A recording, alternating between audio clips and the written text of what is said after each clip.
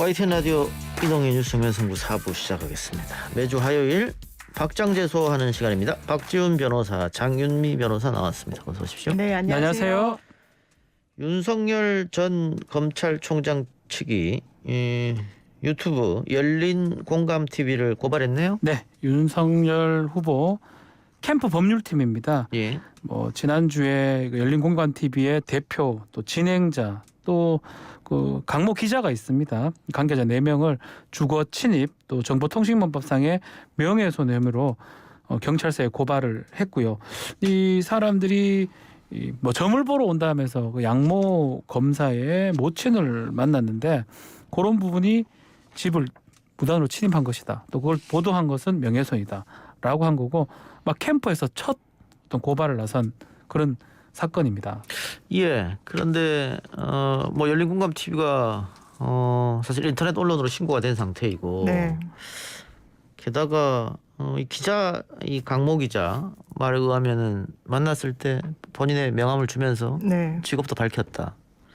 이게 어떻게 그 주거 침입과 명예훼손 될까요? 어떻게 보세요? 사실 그런 부분이 있는 것 같습니다. 기자라는 신분을 애초에 밝히고 그 집안으로 들어갔는지 여부와 관련해서는 예. 일단 본인들의 해명에 의하더라도 일단 점을 보러 왔다라고 하고 어디서 왔냐 했더니 논현동에서 사업하는 사람이라는 예. 취지로 이야기를 하고 그 집에 들어갔고 이제 원활하게 대화를 이어가고 거의 한 막바지에 기자 신분을 밝혔다. 그러니까 이 주거 침입과 관련해서는 사실상 기자 신분을 밝혔다면 이 집안의 기자들을 들여놓았을 것인가. 이게 주거 안정을 해야 한다고 법적으로 평가받지 않을 것인가. 예. 이 부분이 좀 의문이 가해지는 부분이 있고 나중에 밝혔다는 건 사실 이 방 안에 들어갈 그 공간에 들어갈 시점에는 밝히지 않은 걸로 지금까지는 보이기 때문에 그렇고 예. 다만 명예훼손과 관련해서는 이 유튜브 이 기사를 보면 어떤 기자의 해설이나 이런 부분보다는 그 당사자 그러니까 그 검사의 어머니의 인터뷰를 거의 게재한 겁니다. 그렇다면 이게 인터뷰 이의 의견, 견해, 본인의 생각 같은 것들이 고스란히 그냥 영상에 노출이 된 형식이기 때문에 이걸 사실 내지 허위 사실 적시라고 해서 기자를 명예훼손으로 처벌하기는 좀 어려워 보이는 부분이 있습니다. 예. 명예훼손 같은 경우는 사실은 또 취재라고 하면 예. 공공의 이익이 있다 해서 위법성이 조각되는 경우가 많고요. 주거 침입 같은 경우도 어쨌든 간에 주거권자의 동의 또 사생활의 평온의 침해 이게 주거 침입죄의 보호법익인데 글쎄요 이거를 이래 따지면 범죄 성립 여부가 너무 커지기 때문에 아마 경찰이나 수사기관에서 좀 잘 판단을 할 것이라고 생각이 듭니다. 주거 침입이 인정이 된다고 하더라도 벌금형에 그칠 것이고 벌금형이죠 통상. 금액이 또 높지 않기 때문에 사실은 그것보다 열린 공감 TV가 취재한 내용이 사실이냐 아니냐 그렇죠. 이게 더 중요한 것 같습니다. 지금 어쨌든 다른 언론도 받아쓰기를 시작했기 때문에 어떻게 되는지 좀 지켜보고요. 이 양모 검사 전 검사죠. 네. 이 양 전 검사도 법적 조치를 취한다 이런 얘기 있었는데 할까요? 어떻게 보세요? 저는 하지 않을 것으로 보이는데 이게 이중으로 고발을 해가지고 얻을 실익이 크지가 않습니다. 그리고 본인이 고발을 한다면 본인도 이제 소환이 돼서 어쨌든 경찰에 진술을 이것저것 해야 되는데 예. 이게 그 언론에 노출되거나 이러는 걸 본인이 아마 전혀 원하지 않을 걸로 보이고요. 예. 그렇기 때문에 아마 이 사안은 캠프 쪽에서 고발 형식으로 이제 수사기관에는 수사를 의뢰하는 걸로 마침표를 찍지 않을까 이런 생각은 듭니다. 왜냐하면 양 전 검사와 김건희 씨의 관계에 대해서는 열린 공감 TV만 아니고 KBS도 취재를 좀 한 게 그랬죠. 있거든요. 다른 언론사 취재한 게 있기 때문에 장 변호사 말처럼 이게 괜히 더 화제되고 논란이 되면 될수록 더 골치 아플 수 있다. 이렇게 판단할 수도 있으니까요. 근데 윤석열 후보 측이 이 건에 대해서는 고발을 했는데 그 종로의 줄리벽화 이거는 고발을 하지 않는다. 줄리벽화 이 관련해서도 사실은 명예훼손죄가 성립할 여지가 있는 거거든요. 예. 공공연하게 타인의 사회적 어떤 가치를 떨어뜨리는 그런 그림. 잠깐만요. 네. 궁금한 점. 그 김건희 씨라고 하지 않고 네. 줄리라고 했지 않습니까? 문제는 아니라고 했긴 했는데 네. 보도상으로 본인도 줄리가 아니라고 했는데 보도상으로는 맞다고 하니까 김건희, 줄리 이게 연상이 됩니다. 누가 그 보통 사람 그렇죠. 봤을 때는 그게 연상이 되기 연상이 때문에 되고 가능하다. 예, 예. 특정이 가능하고요. 또 그 아하. 안에 사회적 평가, 뭐 친분, 지위를 떨어뜨릴 만한 어떤 내용들이 기재가 돼 있습니다. 예. 그렇기 때문에 명예훼손죄가 될 가능성이 높아 보이는 그런 어떤 문구들이라고 봐야 될 것 같은데 이제 문제는 제3자가 고발을 했어요. 예. 근데 사실은 명예훼손죄는 반의사 불벌죄입니다. 근데 지금 본인들이 이 피해자가 고소 조치를 취하지 않거나 예. 뭐 처벌을 원치 않으면 예. 수사를 할 수 없는 사건입니다. 예. 그래서 사실 성립할 여지는 있는데 수사는 할 수 없는, 처벌할 수 없는 뭐 그런 사건이 될 것 같습니다. 어허, 그렇군요.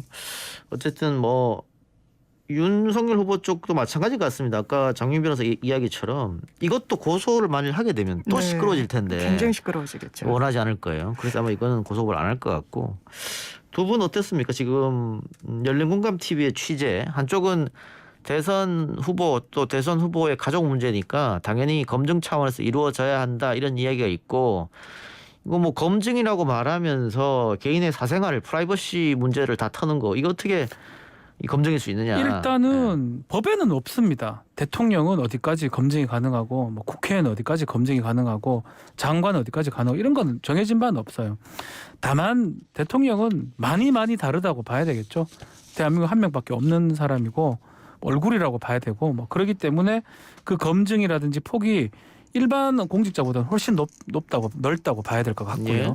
뭐 그렇지만 정해진 바는 없어요. 그 사생활을 그렇다고 하더라도 사생활의 모든 것을 취재하고 모든 것을 까발리라는 것도 그게 문제가 될 수 있지만 많은 국민들이 그런 것들을 원하고 있기 때문에 뭐 취재가 되고 하는 것 같고 저는 제일 중요한 거는 이게 지금 진영의 논리로 많이 빠져 있던 것 같아요. 예. 이쪽 진영의 사람들은 이쪽을 신봉을 하고 있고 저쪽 진영은 또 저쪽을 신봉하고 이런 모양새인데 그러기 때문에 소위 말하는 이 큰 언론사나 뭐 우리 레거시 미디어로 얘기하는데 이 언론사에서 이런 것들을 제대로 검증해서 보도를 해줘야 될 것 같아요. 뭐 열린공감 TV라는 건 큰 언론체라고 매체라고 보기는 어렵거든요. 예. 이렇게 취재했던 것들이 맞다면 더 보도를 할 수 있는 거고요. 틀렸다면 틀린 것도 보도를 한다든지 그렇게 좀 발로 뛰는 언론의 모습을 좀 봤으면 좋겠습니다. 저는 이 열린공감 TV의 취재 형식 자체, 그러니까 기자 신분을 감추고 나중에 밝혔다 할지, 그리고 아마 동의를 얻고 촬영한 것 같아 보이지는 않습니다. 예. 이른바 이제 몰카 형식으로 취재를 한 것인데 그런 취재는 뭐 법적으로 재단되는 건 아니죠. 이건 어떤 취재 윤리와 관련해서 부적절했다라는 점은 이론의 여지가 다소 없을 것 같은데 예. 다만 그렇다면 이 영상에 담긴 이 인터뷰이가 한 말이 다 허위 날조라고까지 주장할 수 있을 것인가. 지금 윤석열 캠프 측에서 이야기하는 것은 이게 치매 노인이다라고 하고 뭐 진단서까지 사실 그 양모 전 검사가 공개를 했는데 거기에 진단서 내용을 보면 MMSE 16점 지수라고 나와 있습니다. 이게 경도 치매 정도인데 저희가 치매 환자분들 관련해가지고 법률 행위가 문제가 될 때 이걸 취소해야 될지 무효로 봐야 될지 소송을 하게 되면 치매 환자라고 해서 다 그 법률 행위를 무효로 보거나 이러지 않습니다. 예. 왜냐하면 그 스펙트럼이 너무나 다양하고 이 법률 행위를 하던 시점에는 그럼 어떤 상황이었는지 그리고 이 16점이라는 지수는 그렇게 높은 치매 정도는 아닙니다. 그리고 이 영상을 봤을 때 다소 분명하게 구체적으로 사실관계를 나열하고 있기 때문에 이게 단순히 치매 노인이 인터뷰를 한 내용이라 거짓이라고 치부하고 넘어갈 내용인지 자체는 좀 계속 논란이 될 걸로 보입니다. 알겠습니다. 뭐 열린공감 TV 쪽에서는 계속해서 뭐 고소고발에 개의치 않고 취재를 한다고 하니까요. 그렇죠. 뭐 그건 봐야 되겠죠. 예. 그러니까 사실은 진실을 밝히는 것도 왜냐하면 아니라고 하기 때문에 예. 밝히는 것도 필요할 것 같습니다. 알겠습니다. 그 이낙연 후보 캠프 쪽에서도 열린공감 TV를 고발한 걸로 알고 네. 있는데 좀 다른 맥락에서 다른 고발한 맥락으로 거죠. 예. 네. 뭐 최성해 총장 관련이죠. 뭐. 그 보도를 했던 네. 적이 있는데 열린공감 TV가 잘못된 것이다라고 지금 고발 조치가 된 상황입니다. 법적 다툼 네. 그리고 뭐 또 후속 보도 한번 지켜보도록 하고요. 다른 이야기 좀 해보죠. 윤석열 후보의 장모 최 씨가 장고 증명서 위조 혐의. 그러니까 네. 지금 구속된 것은 다른 거고요. 네. 그거는 이제 병원 문제고 요양병원 문제고 장고 증명서 위조 혐의로 또 재판받고 있지 않습니까? 그렇죠. 근데 여기에 김건희 씨도 추가 고발됐다고? 이거 사실은 장고 증명서 위조도 거의 공소시효가 끝날 무렵에 공소 제기가 됐습니다. 이 사건도 한 340억 정도의 잔고 증명서를 위조했다. 본인도 그걸 알고 있다라고 했고요. 고의는 없다고 얘기를 했지만 예. 재판이 8월 11일 날 다시 열릴 예정입니다. 예. 근데 그 상황에서 김건희 씨가 추가로 고발 조치가 됐는데 예. 그 이유는 그겁니다. 위조를 한 사람이 이 김건희 씨 회사의 감사 김모 씨예요. 예. 그렇다면 모친도 문제가 되고 그 감사가 모친과 관계도 없는 사람인데 와서 같이 했다라고 하면 예. 중간에 김건희 씨가 끼어 있는 거 아니냐? 예. 그럼 세 사람이 공모가 아니냐라는 게 고발해 주던 취지입니다. 아. 이게 사실은 공소가 제기되면 공범 사건은 기소가 중지돼 버립니다. 그 지금 며칠 안 놔두고 지금 3일 정도 남았는데 그 놔두고 공소시효가 중지됐기 때문에 추가로 재판하는 김에 이 김건희 씨도 좀 추가 고발이 된 예. 것으로 보입니다. 자, 일단 뭐 337억 잔고 위조했던 것은 이 장모 최 씨 본인이 뭐 재판장에서 인정한 부분이고. 그렇죠. 그럼 재판은 재판대로 진행되고 김건희 씨 수사가 진행됩니까? 어떻게 되는 그렇죠. 거예요? 진행됩니다. 지금 박 아. 변호사님 말씀하신 것처럼 사실 이 윤석열 후보의 장모 최모 씨가 공소시효를 나흘 앞두고 기소가 됐습니다. 예. 사실상 거의 막바지에 겨우 재판에 넘겨진 건데 예. 공범으로 지목되면 이 공범은 그 자신의 공범 김건희 씨의 공범은 이 법적으로는 여기서 본인의 어머니가 되는 거죠. 예. 어머님이 재판이 진행이 되는 동안에는 본인의 공소시효는 진행이 되지 않습니다. 그러니까 그동안 시효의 문제는 해결된 부분이 있어서 이런 고발 조치도 이뤄진 것으로 보이고 사실상 이 은행 잔고에 김건희 씨의 지인이 개입했다라고 지금 나와 있기 때문에 이 예. 부분에 대해서 아마 수사가 진행되면 기소 여부도 사실 열려 있다라고 봐야 될 것 같습니다. 아, 그럴 가능성도 있다. 가능성도 이 있습니다. 말씀이고요. 뭐 경찰 단계에서 기소 안 할 수도 있잖아요. 안 할 수도 있죠. 뭐 어차피 뭐 조사가 진행돼 봐야 돼요. 왜 김 씨가 왜 꼈느냐. 막 이게 수사의 핵심이 아닌가 싶어요. 알겠습니다. 근데 이 사건은 어쨌든 검찰이 기소 의견을 넘겼으니까 재판하는 거잖아요. 요건 재판 진행 중입니다. 진행 예. 중이잖아요. 그러면 검찰이 어느 정도 수사를 한 그 갖고 정보를 갖고 있을 것 같은데요. 아마 이 대표가 이 우리 사세행이라고 뭐 사법정의 시민행동 이쪽인데 아마 많은 얘기들이 있었기 때문에 고발 조치를 했던 걸로 보이고요. 뭐 관계성이 있다 그러면 공모의 가능성이 예. 있을 수도 있겠죠. 경찰 수사를 좀 지켜보기로 하고. 더불어민주당이 추진 중이죠. 언론중재법 개정안. 곳곳에서 반발이 일어나고 있다면서요? 그렇습니다. 지금 뭐 언론중재법 개정안의 핵심 내용은 이거죠. 이제 언론이 고의 중과실로 허위 조작 보도를 했으면 그 피해자에게 통상의 손해배상금보다 이제 5배까지 손해배상이 가능하도록 법을 고치겠다는 건데 이 법안이 관련 상임위인 국회 문화체육관광위 법안 소위를 최근에 통과를 했습니다. 그러니까 이제 언론단체들에서 굉장히 비판조의 입장들을 내놓고 있는 상황인데요. 뭐 한국기자협회, 전국언론노조 뭐 이런 현업단체뿐만 아니라요. 한국신문방송편집인협회, 한국신문협회 이런 언론단체가 일제히 비난 성명을 발표를 하고 있습니다.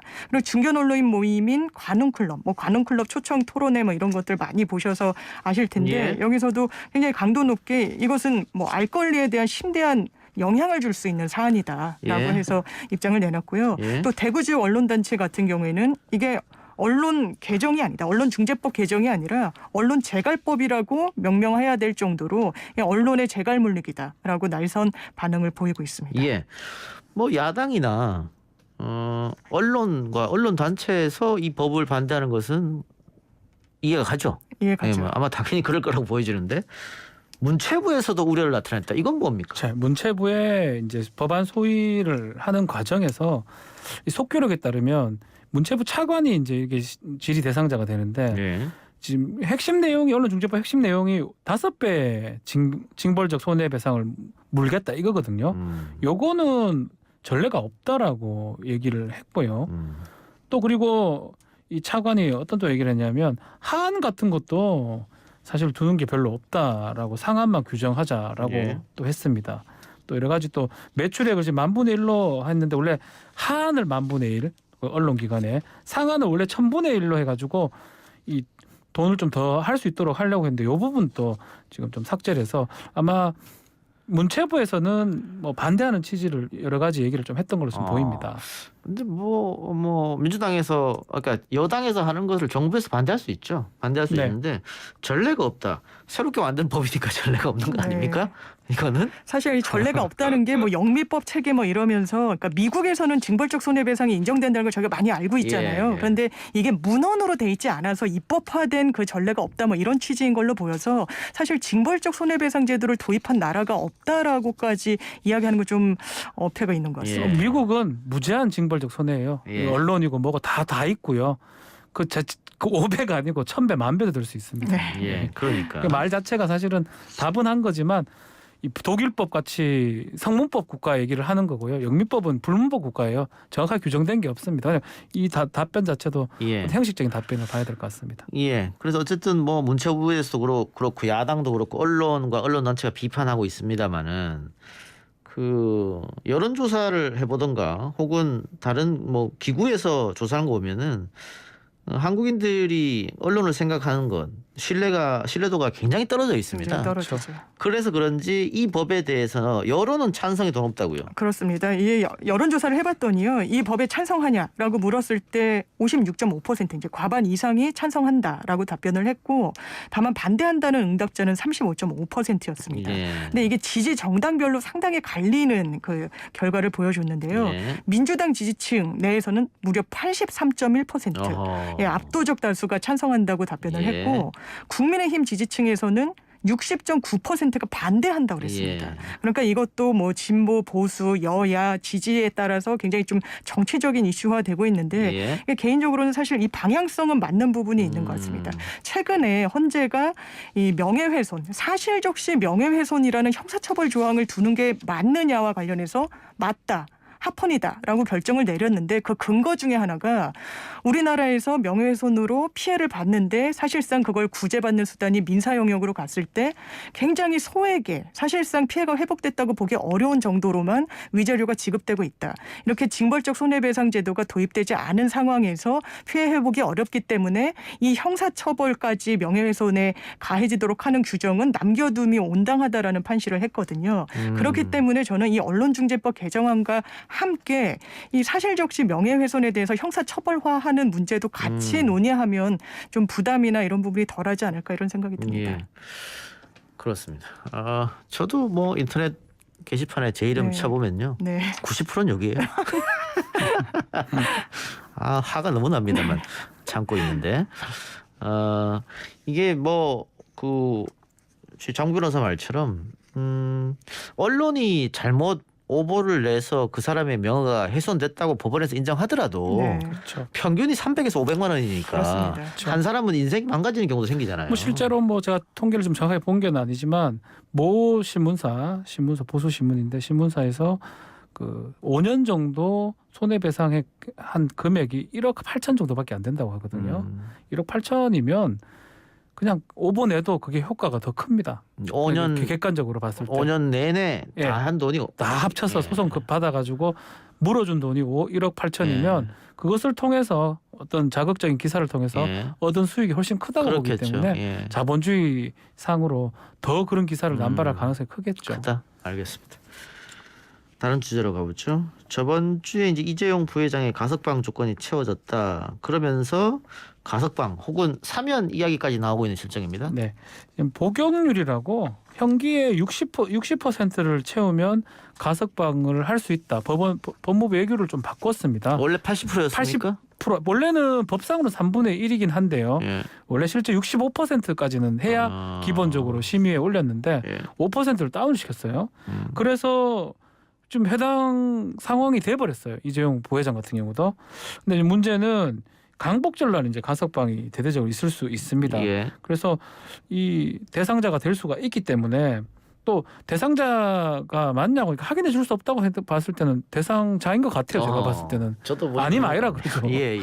그렇다면 15일 날 가석방 가능성도 가석방이 이제 강복절이 15일이면 그 전에 13일 날 결정이 날 수 있는데 석방달 될 가능성도 지금 배제할 수 없는 상황이 아닌가 이렇게 예. 봅니다. 근데 이 건으로 가석방이 되더라도 이게 삼성물산 합병 사건이 아직 재판 중에 있고 또 프로포폴 불법 투약 건도 있는데 뭐 프로포폴 불법 투약이야 뭐 이걸로 인신 구속은 시키지 않을 테고요. 그럴 가능성이 있죠. 예. 문제는 삼성물산 부당 합병인데 이거 지금 주도자라고 할까요? 뭐 그 사람들은 다 지금 구속되고 법적 책임을 받았단 말이에요. 그렇습니다. 근데 만일 뇌물건으로 재판에서 가석방 돼서 나갔는데 이 건으로 징역형 나오면 다시 들어갑니까? 어떻게 들어갑니까? 다시 들어가야죠. 그래서 지금 야, 얘기가 나오는 예, 게 예. 이거 가석방으로 나가는데 지금 예. 삼성물산 이 합병 문제로도 재판을 받고 있는데 바로 다시 재수감되는 거 아니냐. 그러면 가석방도 실효되는 거 아니냐. 무효화되는 거 아니냐. 이런 건데 예. 뭐 이재용 회장으로서 뭐 다행이라고 해야 될지 이 삼성물산 부당 합병이 금방 끝날 재판이 아닌 겁니다. 지금 증인도 한 뭐 12명 정도가 남아 있다라고 하고요. 예. 지금 이 국정농단 사건으로 지금 수감이 돼 있는 건데 이게 만기 출소일이 내년 7월입니다. 예. 지금 살고 있는 거고. 그런데 이 만기 출소일 전까지는 이 삼성물산 관련 사건이 끝나지가 않을 걸로 보입니다. 그렇다면 이제 가석방 돼서 만기 출소 때까지 문제가 없으면 이제 삼성물산 부당합병 재판을 좀 오래 진행하다가 뭐 그 결과에 따라서는 하겠지만 가석방 된 그 부분에 대해서는 영향을 안 미치게 되고 재판이 길게 되면 그런 문제가 있어서 아마 사면보다는 가석방 가능성이 좀 더 들여다보고 있지 않을까 싶긴 한데 이게 경영권을 행사하는 데 있어서는 또 가석방보다는 사면이 좀 발판이 넓어지는 부분이 있어서 좀 정부로서도 고심이 깊지 않을까 생각이 됩니다. 예. 뭐 대통령의 고유 권한이니까 근데 이제 부담되겠죠. 부담되겠죠. 뭐 어떤 선택을 하더라도 그래서 이제 고민할 텐데 좀 지켜보도록 하고요. 신생아를 홀로 방치해 숨지게 한 혐의를 받는 부부가 2심에서 감형됐는데 논란이 있습니다. 자, 이 부부가 한 명은 성인인데 아내가 미성년자입니다. 19세 미만자. 그 신생아를 뭐 7개월짜리 신생아를 놔두고 방치해가지고 숨지게 해서 뭐 살인 뭐 이런 등등으로 기소가 됐었는데 예. 19세 미만의 소년이라면 소년법이 어허. 적용이 돼요. 예. 부정기형, 예. 장기 단계를 정해서 형량을 규정해 주는데 남편은 똑같이 해가지고 징역 20년을 받았는데 예. 미성년자이기 때문에 아내는 장기 15년, 단기 7년형을 받았습니다. 예. 또 이 사건에서 1심에서 검찰은 항소하지 않고요. 이 아내 측 피고인들만 항소를 했는데 그래서 결국은 이 형에서 이 확정이 됐는데 그 사이에 나이가 성년이 돼 버렸습니다. 성년이 되니까 이 형을 조금 더 올렸던 뭐 그런 상황입니다. 근데 지금 보니까 1심에서 남편 징역 20년, 아내 미성년자였던 아내는 장기 15, 단기 7년 받았는데 2심에서는 좀 감형됐다 이거 아닙니까? 많이 감형이 됐죠. 거의 네. 절반 정도로. 그러니까 네. 남편은 20년이 10년형으로 감축이 됐고 예. 그 미성년자였던 아내는 이제 미성년자였으니까 선고시에 1심에는 7년 15년 받았는데 항소심에서는 이제 7년을 받게 됐습니다. 그래서 이 검찰이 왜 항소를 하지 않았냐. 검찰이 같이 항소해야 처음부터 그러니까 제로 베이스에서 가치 판단을 받거든요. 양측이 항소를 하면. 근데 검찰이 항소하지 않으면 이 피고인 측에 더 불리한 1심보다 불리한 형을 선고를 할 수가 없습니다.